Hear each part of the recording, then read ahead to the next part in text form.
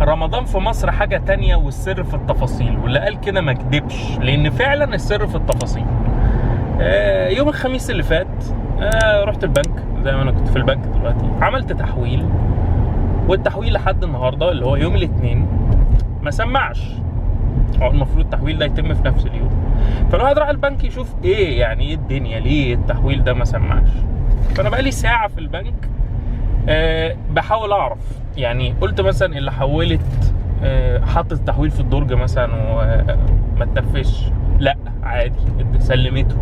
المدير بتاعها استلم، بس ما فيش حد في البنك يعرف التحويل ده ما تمش ليه، لا هي ولا المدير ولا الاداره ولا بتاعت خدمه العملاء.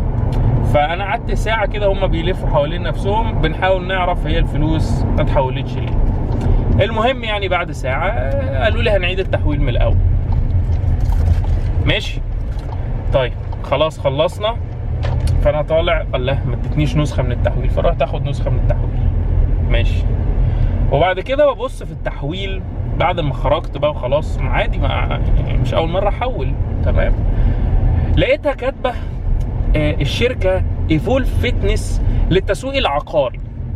فالشركه اتغيرت يا جماعه، واحنا بقينا نبيع عقارات. لو حد عايز يسوق الشقه بتاعته الفيلا بتاعته يبعت لنا على طول، عشان هي الست قررت ان احنا بقينا للتسويق العقاري. فنصيحه بقى لاي حد، لو انت عايز تعمل حاجه مهمه حاول ما تعملهاش في رمضان، لان انت الله اعلم ايه اللي هيحصل. وبس، كل سنه وانتم طيبين يا شباب. صباح الخير.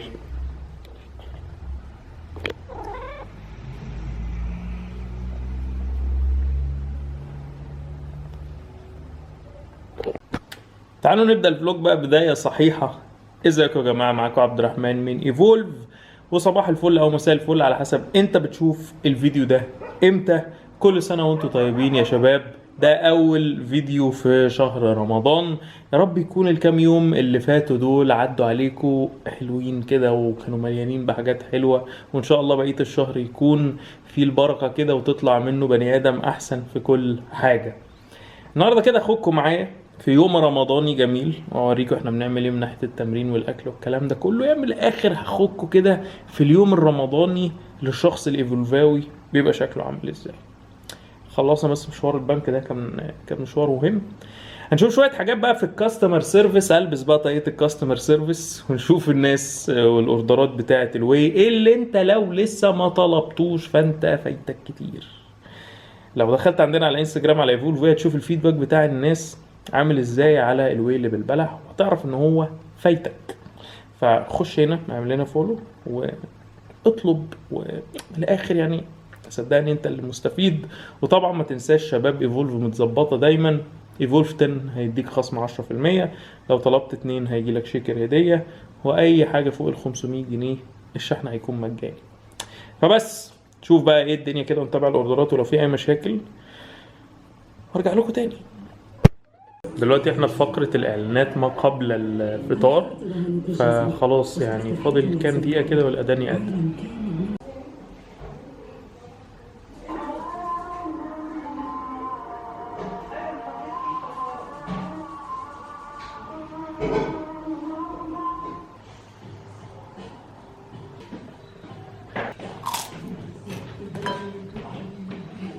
دلوقتي شباب كده نيجي بقى للحاجة الأساسية اللي أنا هشربها قبل ما أنزل أتمرن على طول، وهو عندنا هنا ايفولف واي اللي بطعم البلح واللبن. عندنا هنا شيكر حطت فيها 100 مللي لبن والباقي ده مية. هاخد منه كده ايه سكوب ونص، مش عارف حتة البلح باينة ولا لأ.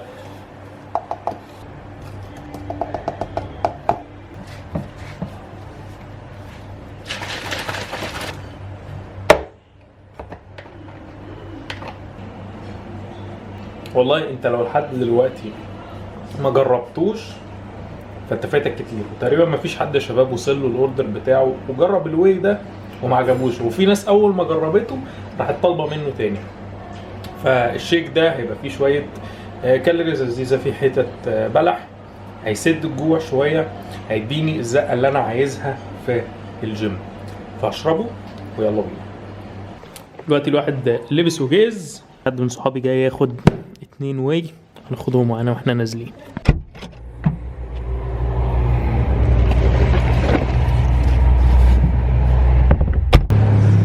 الحمد لله الجيم فاضي لسه ما اتزحمش، ان شاء الله ما يتزحمش. عامة الساعة 8 الا تلت. النهارده انا عندي تمرينة كتف وظهر، فيلا بينا نخش ونكسر حاجة ما كنتش اتوقع ان انا اتكلم فيها بصراحة، بس جالي عليها اسئلة كتيرة الفترة اللي فاتت، وهو كوتش انا في حد قال لي ان انا المفروض اقلل شدة التمرين اللي انا بتمرن بيها في رمضان. وخليني هنا اسألك سؤال، انت ايه اللي يخليك ان انت تقلل الشدة اللي انت بتتمرن بيها بارادتك انت الشخصية بدون سبب لمجرد ان انت في شهر رمضان؟ علشان عضلاتك تكبر وعلشان تحافظ عليها لازم يا تحافظ يا تزود الضغط اللي انت بتحطها تحتيه، فبالتالي بيحصل تأقلم من الجسم، والجسم بيبني عضلات او بيحافظ على الكتلة العضلية. لو انت بسبب اضطراب النوم، الصيام، مواعيد الاكل المختلفة، غصب عنك الشدة بتاعت التمرين بتقل او اوزانك بتقل، فدي حاجة الواحد ممكن يتفهمها. وقصادها في الايام اللي انت بتحس ان انت فيها فايق او قادر تتمرن، بتقدر ان انت تعوض الايام اللي انت ما كنتش حاسس فيها ان انت احسن حاجة.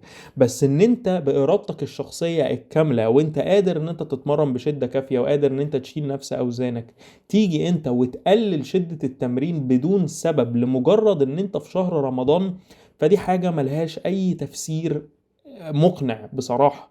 يعني انا ليه بقدر ان انا اتمرن كويس وانا بارادتي الشخصية اتمرن اوحش؟ طب ليه؟ وتيجي في الاخر تقول ان انت خسرت عضلات في رمضان، او انت حاسس ان انت ما اتطورتش، او ان انت حاسس ان انت رجعت لورا.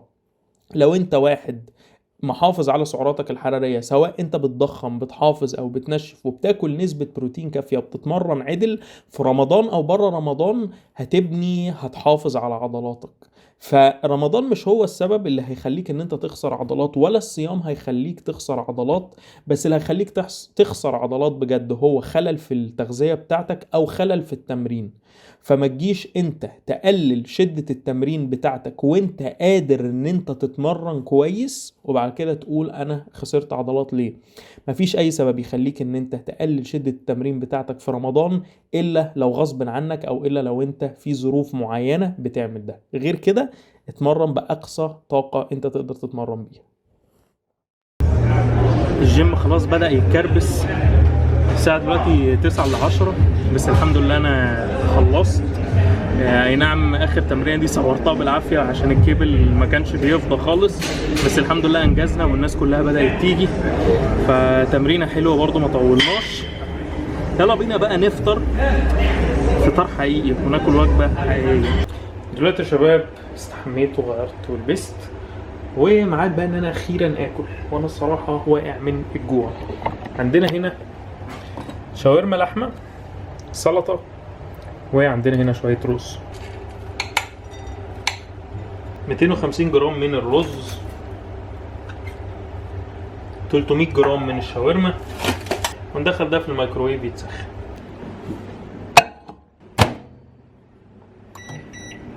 الاكل سخن، وعندنا هنا شوية طحينة، بس الطحينة دي بقى الميزة اللي فيها ايه؟ ان هي معمولة بطحينة قليلة جدا والباقي زبادي، وده سر ان انت تاخد طعم الطحينة بس ما تاخدش الكالوريز الكتيرة بتاعتها. طبعا الكالوريز والماكروز بتاعت الوجبة دي هتبقى موجودة هنا على الشاشة. كابتن سيف الضوي نورنا في الشيخ زايد. بنورك يا كابتن عبد الرحمن. احنا دلوقتي جايين كده زايد ودرجة الحرارة ما كانتش عالية بصراحة، وجايين كده نقضي الليلة مع كابتن عبد الرحمن. زي الفل. كابتن سيف الضوي هنورنا في السحور النهارده. يلا بينا. بياكلوا معانا. صحيح بصراحة 10 على 10. جانا كوكو جانا هي اللي عاملاها بصراحة. من الآخر كابتن عبد الرحمن عامل لي سحور 10 على 10. جايين هنا 4 بيضات، 2 كاملين و2 بيض. ليه؟ لان انا الصراحه مش بعرف اكل كتير في رمضان، وقلنا للناس يا كابتن عبد الرحمن وعليهم جبنه رومي. يعني انا شخصيا ما بحبش الجبنه الرومي، بس الراجل جايب جبنه رومي يعني متوسط. دينا اوت ابويا الصراحه حاجه ثانيه. يعني بصراحه شكر للحاج. وفي هنا رغيف عيش شامي والراعي الرسمي. دول بس. هو يا عم زي وانا يا شباب الصراحه هو كابتن سيف الضوئي لقيته عمال بيتاوب، فقلت له يا حبيبي تعالى سحرك عشان تروح بيتكم. وغالبا انا هتسحر مع اهلي او ممكن اكل معاه حاجه كده على الخفيف على الخفيف. وبس يا شباب عايزينكم بقى تدعوا لنا الفتره الجايه دي، لان احنا بص انا الصراحه شايف في حاجه.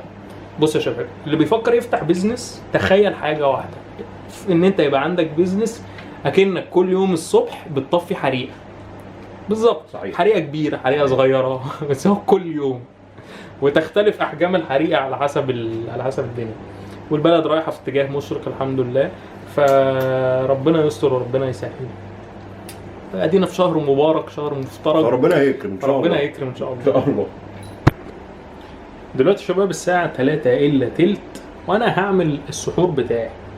فتعالوا كده نشوف انا هاكل ايه، لان انا الصراحه عمال افكر اكل ايه. فانا هحاول اظبط حاجه كده واقول لكم التفاصيل كلها. نجيب بوله كبيره كده، عندنا هنا 4 علب زبادي لايت.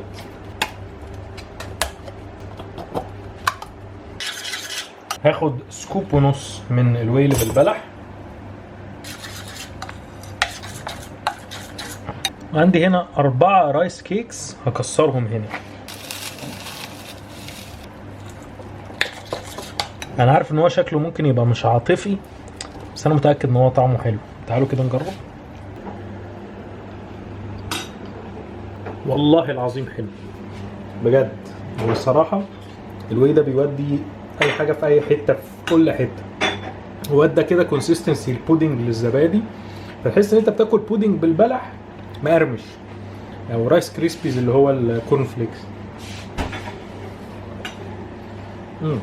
انا عايز اقول لكم البتاعه دي انا متاكد ان هي هتشبع بجد. زي ما انتم شايفين بصوا الكونسيستنسي تقلت ازاي، او بجد بقى بودنج، هو ما بقاش زبادي خالص. وحلاوه الموضوع ان انا مش محتاج ازود له سكر دايت، ان هو اصلا الواي سكره كفايه، وفي بلح حته بلح حقيقيه، فالطعم مظبوط بالظبط. والماكروز والكالوريز بتاعه الوجبه دي هتبقى موجوده هنا على السكرين. الصراحه يا شباب انا بقالي 100 كالوري، ولقيت في حاجه كده بتندهني. ببص لقيت في علي معموله وهي فاضل فيها شويه، فناخد منها شويه كده بالتقريب يكونوا حوالي 100 كالوري، واقفل الكالوريز بتاعتي على كده. يعني الواحد كده يطري على نفسه برضه. بعد ما سخنا لأم علي، ممكن حاجه دي يسال هي ام علي دي معموله ازاي؟ معموله بلبن سكيمد بسكر دايت، والكالوريز فيها تبقى اقل ما لما يبقى محطوط فيها سمنه بلدي وحاجات زي كده. فمن الاخر كده هي ام علي بس هي مش جايبه ام علي اللي مليانه سمنه وبتاع ومليانه سكر، فهي حاجه ما بين البنين كده واختراع لذيذ. حاجه انت ممكن تعملها هو ان انت لما تيجي تعمل اي حاجه فيها كالوريز كتيره، انت تشوف ايه البدايل. مثلا ام علي تقدر تقلل فين؟ في السكر وفي اللبن، ولو انت بقى بتحط عليها قشطه ولو بتحط عليها سمنه والحاجات دي كلها. تقدر ان انت تعمل نفس الموضوع في حاجه مثلا زي المكرونه البشاميل، تقدر تقلل في اللبن، ما تحطش مثلا لبن كامل الدسم، ما تحطش قشطه، حط لبن خالي الدسم، استعمل شويه زبده اقل من الطبيعي، قلل في الحاجات اللي انت تعرف تقلل فيها. نفس الكلام بقى على المحشي، ما تحطش زيت كتير، في حاجات كتير قوي انت تقدر تعملها حرفيا ممكن تقلل التلت من الكالوريز اللي هي اصلا بتبقى عباره عن دهون ملهاش اي 30 لازمه، او اللي احنا بنسميه الانفيزبل كالوريز او امتي كالوريز فاضيه، مش هتفرق قوي في طعم الحاجه، بس بتفرق جدا في الكالوريز بتاعتك. طيب يا شباب كده انا هكون خلصت الكالوريز والماكروز بتاعتي النهارده، وخلصت الوجبات بتاعتي النهارده. انا اكلت 183 جرام بروتين، 48 جرام فات، 203 جرام من الكارب، حوالي 2000 كالوري.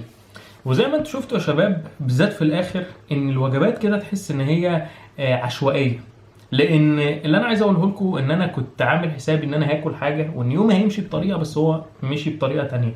انا كنت عامل حسابي ان انا هكسر صيامي، هنزل اتمرن، ارجع استحمى، اكل، والدنيا زي الفل.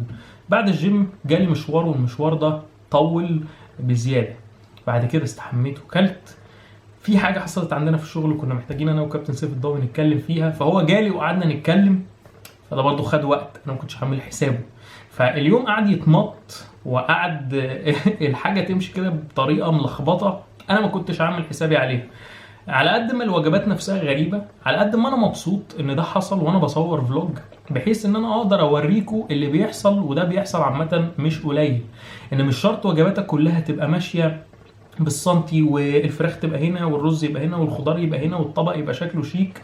المهم ان انت في الاول وفي الاخر توصل لاحتياجك اليومي من الكالوريز والماكروز بشكل منتظم، يوم بعد يوم بعد يوم بعد يوم. عشان كده احنا على طول بنرشح لاي حد انه يتعلم المهارة بتاعة حساب الكالوريز. لان انت لما بتحسب كالوريز وتبقى عامل حسابك مثلا ان في اكل موجود ويطلع مش موجود، انت دماغك على طول بتشتغل، انا باقي لي كام الكالوريز والماكروز، ايه البدايل، ايه الحاجات اللي انا ممكن احطها على بعض وايه اللي يطلع لي. زي ما انا عملت زبادي على رايس كيكس على ويل. لو انا مش بعرف احسب الكالوريز مش هعرف اعمل الخلطه دي، ومش هعرف انا محتاج قد ايه من كل حاجه عشان اوصل للكالوريز والماكروز بتاعتي على مدار اليوم. لو انا ماشي على ميل بلان، ولو الوجبه اللي انا المفروض اكلها في السحور مش موجوده، هعمل ايه؟ يا مش هاكلها يا هبوظ الدنيا واكل اي حاجه وما ببقاش عارف انا بعمل ايه. فده يثبت لك ان حساب الكالوريز والماكروز التوب، لان هو بيديك الفلكسبيليتي او المرونه ان انت ايا كان الاكل اللي موجود ومتاح عندك انت تعرف ان انت تتصرف. ويا شباب زي ما انتم شايفين انا باكل 2000 كالوري، وده بالنسبه لي تقريبا سعرات الثبات بتاعتي. انا قررت ان انا في رمضان ان انا لا عايز انشف ولا عايز اضخم، انا عايز ان انا ابقى مرتاح من ناحيه ان انا ابقى باكل الكالوريز بتاعتي، بتمرن، وفي نفس الوقت بالنسبه لي ال 2000 كالوري دول انا اقدر اتحكم فيهم من ناحيه ان انا ابقى شبعان، ومن ناحيه ان لو في عزومه او انا محتاج اتسحر بره او محتاج افطر بره او يبقى عندي اختيارات اكتر في الاكل اللي انا اقدر اكله، ده هيبقى متاح بالنسبه لي. فانا قلت خلاص رمضان شهر بيجي مره في السنه، وانت بتبقى عايز تقعد مع اهلك، عايز اللمه، عايز تنزل مع اصحابك والكلام ده كله، فانا اقدر اعمل ده بال 2000 كالوري. لو انا دخلت في ديفيسيت الموضوع مش هيبقى احسن حاجه، وانا برضو مش عايز اتخن في رمضان عشان الموضوع اصلا مش ناقص. انت بقى شخص عايز تنشف، عايز تضخم، الموضوع بيرجع لك انت شخصيا، وانت تبقى مبسوط في ايه. ولا انت مش فاهم انا بتكلم في ايه؟ انا عملت فيديو على فكره يا شباب قبل ما رمضان يبتدي، تقدر ان انت تخش تشوفه، بيكلمك ويفهمك بكل سلاسه انت المفروض تعمل ايه لو انت حاسس ان انت متسوح. انا عارف ان اول اسبوع ده الناس ساعات بتطرشق الدنيا فيه وبتبهدل الدنيا فيه، بس من الاسبوع الثاني بقى في رمضان اللي انت هتبقى بتشوف الفيديو ده داخل عليك، نلم الدنيا بقى ونشوف، واختار حاجه انت تعرف تمشي عليها وتبقى انت شخصيا مبسوط، وما تحطش نفسك في ضغط، مفيش حد بيجري وراك يا معلم. بس كده يا شباب، اتمنى ان الفيديو ده يكون عجبكم، اتمنى تكونوا استفدتوا منه حاجه، خدتوا منه شويه افكار والحاجات دي كلها. وانا هقولها لك تاني، انا والله ده عشان مصلحتك. لو انت عايز تشتري الويل بتاع ايفولف اللي بالبلح ولسه بتفكر في الموضوع، خش على اللينك، استعمل كود ايفولف تاني، خد 10% واشتريه، لان بجد لما يخلص مش هنرجعه تاني غير رمضان الجاي وعليك خير. بس كده يا شباب، كان معاكم عبد الرحمن من ايفولف، اشوفكم في الفيديو الجاي، كل سنه وانتم طيبين، سلام عليكم.